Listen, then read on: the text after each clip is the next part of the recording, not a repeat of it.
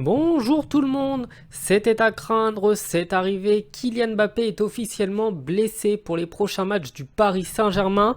En effet, lors d'un contact avec Léo Leroy, le fils de l'ancien joueur du PSG Jérôme Leroy, Kylian Mbappé a montré des signes d'une douleur à la cuisse, une douleur qu'il a notamment fait boiter à la sortie du match, et des examens complémentaires devaient être faits ce matin pour savoir quelle serait la durée de la blessure. Mort.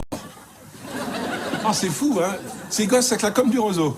Et d'après les premiers éléments, il s'agit d'une lésion musculaire qui nécessite généralement 3 semaines pour la cicatrisation. Autant vous le dire, le match contre Toulouse puis contre l'Olympique de Marseille n'est pas envisageable, de même que le match contre le Bayern de Munich. Kylian Mbappé sera donc absent pour le match aller. Et quand on voit les difficultés que le Paris Saint-Germain a depuis le début de saison à retrouver un certain niveau, et quand on voit également que Kylian Mbappé était le meilleur joueur du PSG depuis un mois, on ne peut que s'inquiéter pour le PSG. Dans le même temps, les inquiétudes sont plus grandes du fait que le PSG n'a pas réussi à recruter Hakim Ziyech, ni le défenseur central de l'Inter, pendant que le Bayern de Munich est parvenu avec 8 millions d'euros à recruter 3 joueurs plutôt bons.